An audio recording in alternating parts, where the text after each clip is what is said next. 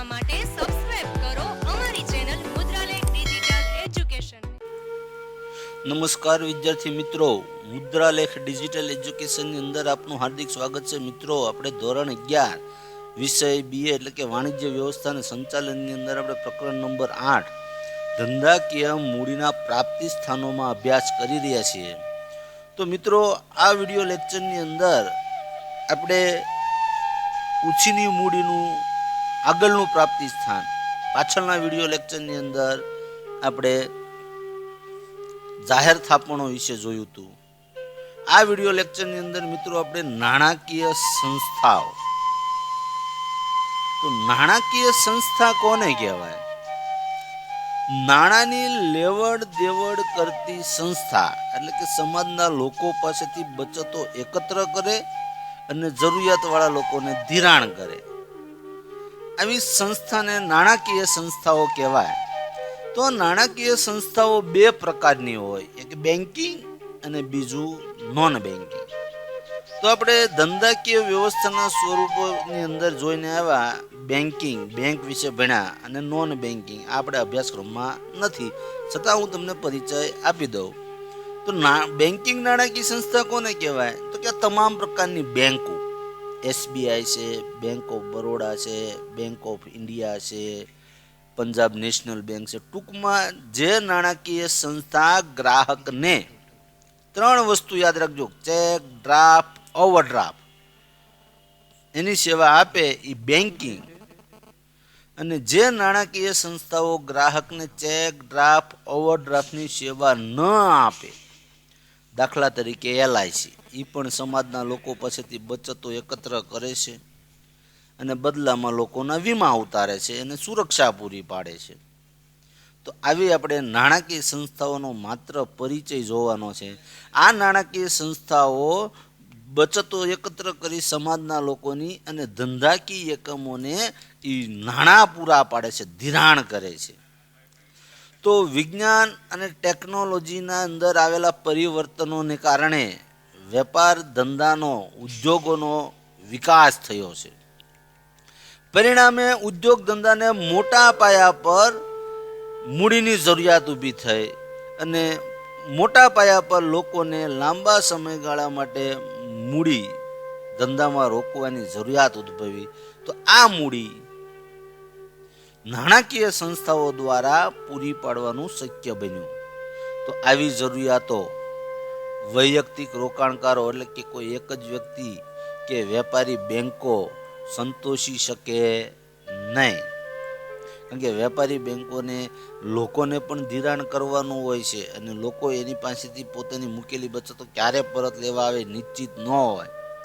આથી લાંબા સમયગાળા માટેની મોટી મૂડીની જરૂરિયાતોને સંતોષી શકે તેવી નાણાકીય સંસ્થાઓ સમગ્ર દેશમાં ઉદ્ભવી। તો અહીંયા આપણે નોન બેન્કિંગ નાણાકીય સંસ્થાનો અભ્યાસ કરીશું કે ભાઈ નોન બેન્કિંગ નાણાકીય સંસ્થાઓ છે એ કઈ રીતે ધંધાકીય એકમોને એની જરૂરિયાત પ્રમાણે નાણાં પૂરા પાડે છે। તો ભારતની અંદર જોઈએ તો કે આઝાદી પછી આપણે ભારતનો સમતોલ આર્થિક વિકાસ સાધવા માટે સરકારે પંચવર્ષીય યોજનાઓ શરૂ કરી। આ તમારે ઇકોનોમિક્સની અંદર ભણવામાં આવશે, જેમાં ઔદ્યોગિક વિકાસ ઉપર સરકાર દ્વારા ભાર મૂકવામાં આવ્યો, કારણ કે ભારત દેશ એ કૃષિ પ્રધાન દેશ છે અને કૃષિ પછી વરસાદ ઉપર આધારિત છે, એટલે અહીંયા ઉદ્યોગનું પ્રમાણ બહુ ઓછું છે। તો જાહેર ક્ષેત્ર તેમજ ખાનગી ક્ષેત્ર, જાહેર ક્ષેત્ર કોને કહેવાય? જે ઉદ્યોગ ધંધાની માલિકી સરકારની હોય એને જાહેર ક્ષેત્ર કહેવાય। ખાનગી ક્ષેત્ર કોને કહેવાય? જે ઉદ્યોગ ધંધાની માલિકી કોઈ એક વ્યક્તિ કે વ્યક્તિના સમૂહની હોય। તો જાહેર ક્ષેત્ર તેમજ ખાનગી ક્ષેત્રમાં સ્થપાતા ઉદ્યોગોને લાંબા ગાળાની મૂડી મળી રહે, આવા હેતુથી ભારત સરકારે કેટલીક નાણાકીય સંસ્થાઓ સ્થાપી। આમાં બેન્કિંગ પણ છે અને નોન બેન્કિંગ નાણાકીય સંસ્થાઓ પણ છે। તો સાથે સાથે જુદા જુદા રાજ્યોની રાજ્ય સરકારોએ પણ પોતપોતાના રાજ્યના નાના અને મધ્યમ કદના એકમોને નાણાકીય સહાય આપવાના હેતુથી રાજ્ય નાણાં નિગમો સ્થાપ્યા. તો આપણે આ સંસ્થાઓનો પરિચય મેળવીએ. 2 માર્ક્સમાં તમને આ સવાલ પૂછાય, નાણાકીય સંસ્થાઓનો પરિચય આપો. એમાં પહેલી જ આવે છે IFCI, industrial finance corporation of India, એટલે કે ભારતીય ઔદ્યોગિક નાણાં નિગમ. આ સ્ટેટ ગવર્મેન્ટનું છે. ત્યારબાદ બીજું આવે છે IDBI, industrial development bank of India. મિત્રો આ ટૂંકાસરી 1-2 વાક્યમાં પણ સવાલ પૂછાય છે. તો ભારતીય ઔદ્યોગિક વિકાસ બેંક. ત્યારબાદ આવે છે ICICI, તો industrial credit and investment corporation of India, ભારતીય ઔદ્યોગિક શાખ અને રોકાણ નિગમ. ત્યારબાદ આવે છે GSFC, એટલે એનું આખું નામ છે ગુજરાત સ્ટેટ ફાઇનાન્શિયલ કોર્પોરેશન. આપણે આગળ વાત કરી હતી, દરેક રાજ્યએ તો જે રાજ્ય હોય એ રાજ્યનું આગળ નામ લાગે. મહારાષ્ટ્ર હોય તો મહારાષ્ટ્ર રાજ્ય નાણાં નિગમ, ગુજરાત છે તો ગુજરાત રાજ્ય નાણાં નિગમ. તો અહીંયા GSFC ની જગ્યાએ MSFC મહારાષ્ટ્ર હોય તો. અને ત્યારબાદની સંસ્થા છે GIDC, એટલે કે ગુજરાત ઇન્ડસ્ટ્રીયલ ઇન્વેસ્ટમેન્ટ કોર્પોરેશન, એટલે કે GIIC, ગુજરાત ઔદ્યોગિક રોકાણ નિગમ. આવી જુદી જુદી સંસ્થાઓ સરકાર દ્વારા ઉદ્યોગ ધંધાને નાણાં મળી રહે આવા હેતુથી સ્થાપવામાં આવી.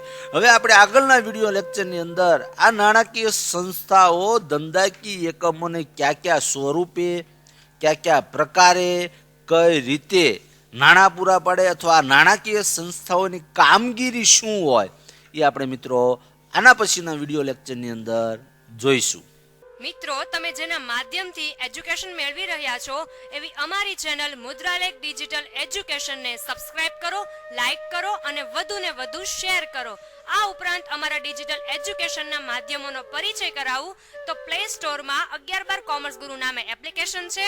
આ ઉપરાંત FB અને ઇન્સ્ટામાં પણ મુદ્રાલેખ ડિજિટલ એજ્યુકેશન નામે પેજ ચાલે છે.